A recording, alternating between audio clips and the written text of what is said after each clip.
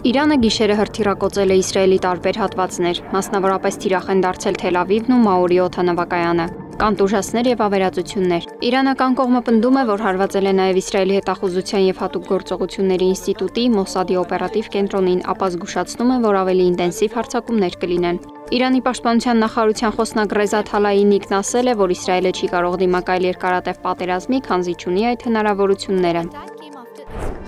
Ամերիկացի հրամանատարները բարձր պատրաստվածության են բերել զորքերը ամբողջ տարածքում ավելի լայնածավալ պատերազմի մտավախությունների աճի պատճառով։ Իրանը հրթիռներ եւ այլ ռազմական տեխնիկա է պատրաստել Մերձավոր Արևելքում տեղակայված ամերիկյան բազաներին հարվածելու համար, եթե Միացյալ Նահանգները միանա Իրանի դեմ Իսրայելի պատերազմին։ Եթե Միացյալ Նահանգները միանա Իսրայելի արշավանքին եւ հարված հասցնի Ֆորդոյին, Իրանի հիմնական միջուկային օբյեկտին, Իրանի աջակցությունը վայելող Հուսի աշխարհազորը գրեթե անկասկած կվերսկսի Կարմիր ծովում նավերի վրա հարձակումները, հայտարարել են Իրանի պաշտոնյաները։ Իսրայելական ուժերի Գազայի Խան Յունիսի մոտ գտնվող մարդասիրական օգնության բաշխման կետի մոտ կրակելուց հետո սպանվել է 51 պաղեստինցի, ավելի քան 200-ը վիրավորվել։ Սա վերջինն է եւ հնարավոր է ամենամահաբերը Գազայում օգնության բաշխման կետերի մոտ վերջերս տեղի ունեցող գրեթե ամենօրյա կրակոցներից, հայտնել է իսրայելական բանակը։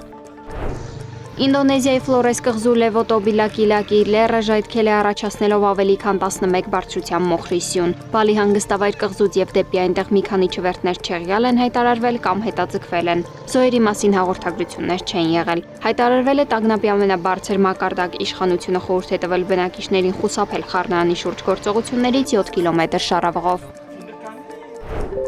Ռուսաստանը զանգվածային հրթիռային եւ անօդաչու սարքերով հարձակվել է Ուկրաինայի մայրաքաղաք Կիևի վրա, որի հետևանքով զոհվել է 21 մարդ, վիրավորվել ավելի քան 100-ը։ Անօդաչու սարքը մխրճվել է բնակելի շենքի մեջ, ոչնչացնելով տասնյակ բնակարաններ։ Հարվածները եղել են ավելի քան 440 անօդաչույով եւ 32 հրթիռներով։